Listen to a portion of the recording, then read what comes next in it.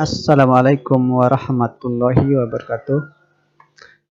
Berita Indonesia akan menginformasikan lagi tentang informasi terbaru terkait tentang nasib para honorer kita ya, di mana nasib tenaga honorer dan untuk kedepannya masih menjadi salah satu pertanyaan yang krusial ya.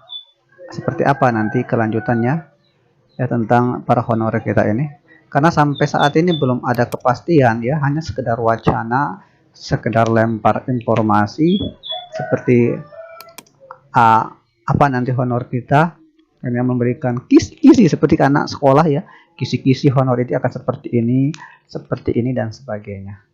Ya, namun sebelumnya saya mengharapkan kepada rekan-rekan, bagi rekan-rekan yang baru bergabung dengan channel kami untuk memberikan dukungan dalam bentuk subscribe, dan bila dianggap penting saya mengharapkan untuk share ke rekan-rekan yang lain ya. Oke, Berita Indonesia langsung saja akan menginformasikan terkait tentang apa yang disampaikan oleh BKN atau Bima Arya Wibisana dalam tweetnya di sebuah Twitter ya, yang berhubungan dengan para honor kita. Ya, ini dia yang disampaikan oleh Bima Arya Wibisana dalam tweetnya, yaitu apa alternatif penyelesaian tenaga honor yang bekerja di pemerintah di Indonesia. Ya, ini ada pertanyaan dari Pak Bima ya. Yang selanjutnya, beberapa alternatif penyelesaian bagi tenaga honorer di pemerintahan Indonesia meliputi 1. Konversi menjadi pegawai tetap melalui tes kompetensi dan mekanisme seleksi. Ya, ini ada pernyataan baru, yaitu bahwa konversi yaitu menggantikan menjadi pegawai tetap. Jadi para honorer ini akan dikonversi ya rekan-rekan ya. Ini tweetnya Pak Bima ya, bahwa tenaga honor kita akan dikonversi menjadi pegawai tetap melalui tes kompetensi dan mekanisme seleksi. Ya, kalau pegawai tetap ini kan, kalau tidak salah ini termasuk ke dalam outsourcing rekan-rekan ya, akan dijadikan outsourcing. Ini penyampaiannya adalah tentang akan dijadikan outsourcing. Oke, menurut Peraturan Nomor 16 PJ tahun 2016, maksud dari pegawai tetap adalah pegawai yang menerima atau memperoleh penghasilan secara teratur dalam jumlah tertentu, termasuk pegawai yang bekerja berdasarkan kontrak. Ya, berdasarkan kontrak. Ya, kalau berdasarkan kontrak itu outsourcing maksudnya ya. Untuk suatu jangka waktu tertentu yang menerima atau memperoleh penghasilan dalam jumlah tertentu secara teratur, serta anggota Dewan Komisaris dan anggota Dewan Pengawas, yaitu adalah bagian dari pegawai tetap. Ya, yang termasuk kategori dari pegawai tetap ini siapa sih? Ya, yang termasuk dalam kategori pegawai tetap dari sisi pajak adalah pegawai yang menerima penghasilan rutin setiap bulannya, yaitu pegawai dengan ikatan waktu tertentu atau pegawai kontrak ya. Jadi pegawai tetap itu salah satu kategorinya adalah pegawai kontrak ya atau outsourcing bisa kerennya ya. Yang kedua adalah pegawai dengan ikatan kerja tidak tertentu ya, ini ya artinya dia punya ikatan kerja tidak tertentu. Ya, ini bukan bulanan kayaknya lah, kalau penggajiannya, sistem penggajiannya bukan bulanan lagi ya, tapi sistem kerjanya. Yang ketiga, anggota Dewan Komisaris dan anggota Dewan Pengawas. Ya, ini adalah bagian dari kategori pegawai tetap. Jadi berdasarkan yang disampaikan oleh Pak Bima Arya Wibisana ini, ya akan dikonversi menjadi pegawai tetap. Ya, ini akan menjadi outsourcing sepertinya ya. Sepertinya rekan-rekan akan dijadikan sebagai tenaga outsourcing. Ya, apapun tentu pasti akan diterima oleh para honor kita selama keputusan itu tapi cepat disegerakan ya, supaya rekan-rekan honorer ini tidak mengambang pikirannya kemana-mana ya.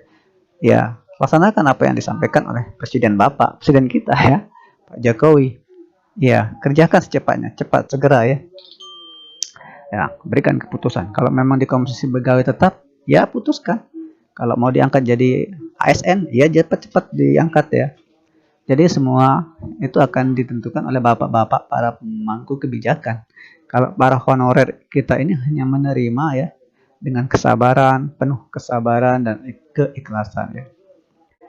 Selanjutnya di poin 2, Pak Bima menyampaikan pengembangan sistem kontrak kerja dengan syarat dan ketentuan yang jelas. Ya, dalam sistem kontrak akan nantinya kalau memang ini berlaku, tentu ada syarat dan ketentuan yang jelas ya, ada perjanjian sepertinya ya, ada perjanjian kerjanya nanti. Nomor 3, penggunaan program-program pemerintah seperti BLT, bantuan langsung tunai, dan program-program magang. Ya, apalagi ini maksudnya, apakah para honor kita ini akan diberikan bantuan nanti modelnya sebagai gajinya ya, dan dianggap sebagai orang yang magang atau gimana nanti?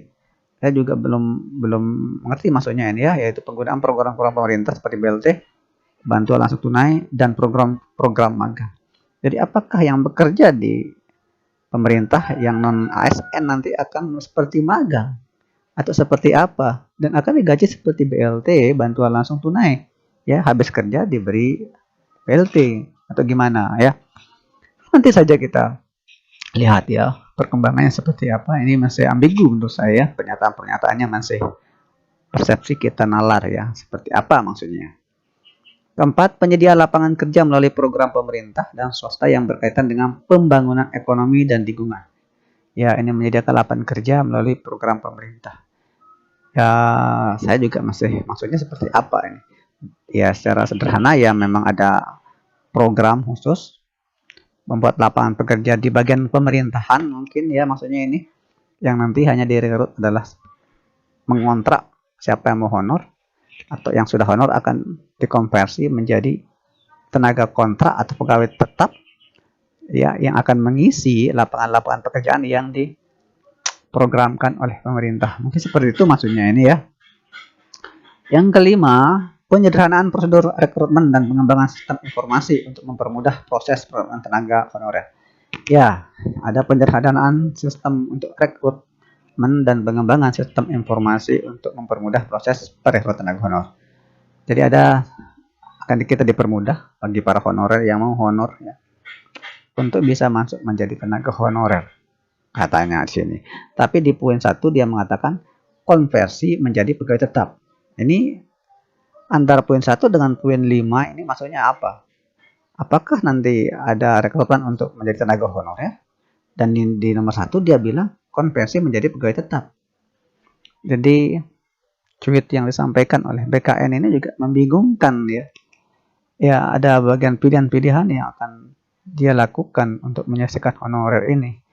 Seperti berita yang pernah saya sampaikan sebelumnya ya, tentang ada model baru untuk tenaga honorer ya. Ya, rekan-rekan bisa melihat channel saya, video yang saya sampaikan ya, tentang yang berhubungan dengan ada ya, yang ini ya, tentang ada mekanisme baru untuk tenaga honorer. Itu adalah mungkin berkaitan dengan ini ya, yang disampaikan oleh Pak Bima Arya Wibisana terkait ada model baru untuk mekanisme tenaga honorer. Jadi ini cuitan dari Pak Bima.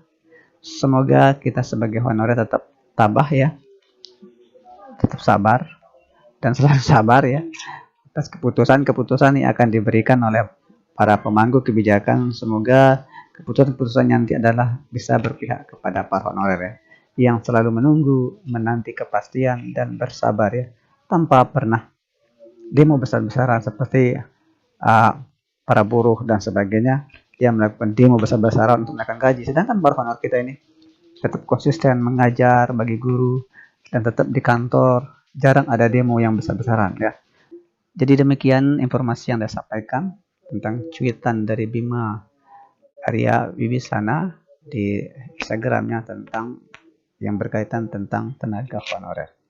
Demikian saya informasikan. Wassalamualaikum warahmatullahi wabarakatuh.